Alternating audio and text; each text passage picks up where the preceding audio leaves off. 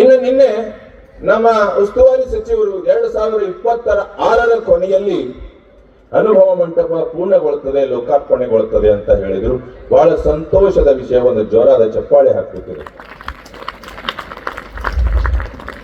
ಇದರ ಜೊತೆಗೆ ಈ ಕಲ್ಯಾಣದ ಒಂದು ಮೂಲ ಸ್ಥಾನ ಪರುಷಕಟ್ಟೆ, ಆ ಪರುಷಕಟ್ಟೆ ಜೀರ್ಣೋದ್ಧಾರದ ಬಗ್ಗೆ ಯಾರೂ ಮಾತಾಡ, ಅದು ಅಲ್ಲೇ ನಿಂತು. ಆ ಪರುಷಕಟ್ಟೆನೂ ಕೂಡ ಈ ಒಂದು ಅನುಭವ ಮಂಟಪದೊಂದಿಗೆನೆ ಅವತ್ತು ಅದು ಜೀರ್ಣೋದ್ಧಾರಗೊಂಡು ಅದು ಕೂಡ ಒಳ್ಳೆಯ ರೀತಿಯಿಂದ ಲೋಕಾರ್ಪಣೆ ಆಗ್ಬೇಕನ್ನುವಂತ ಒಂದು ವಿಚಾರವನ್ನ ನಾನು ಹೇಳಿದ್ದೆ. ಅದಕ್ಕೇನು ಸಮಸ್ಯೆ ಅದ ಗೊತ್ತಿಲ್ಲ ನಮ್ಗೆ, ಆದ್ರೆ ಇನ್ನೂ ಯಥಾಸ್ಥಿತಿ ಹೆಂಗದ ಅದೇ ತಗಡದ ಶೆಡ್ಡು ಅಷ್ಟೇ ಉಳಿದದ.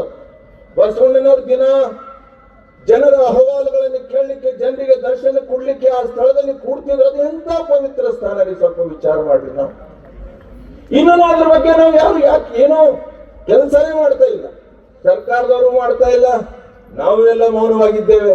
ಯಾಕಿದ್ದೇವೆ ಅನ್ನೋದ್ರ ಬಗ್ಗೆ ಒಂದು ಯಕ್ಷ ಪ್ರಶ್ನೆಯಾಗಿದೆ ಅಂತ ನಾನು ಹೇಳಿ. ಉತ್ತರ ಕರ್ನಾಟಕ ನ್ಯೂಸ್, ಇದು ಕನ್ನಡದ ಉಸಿರು.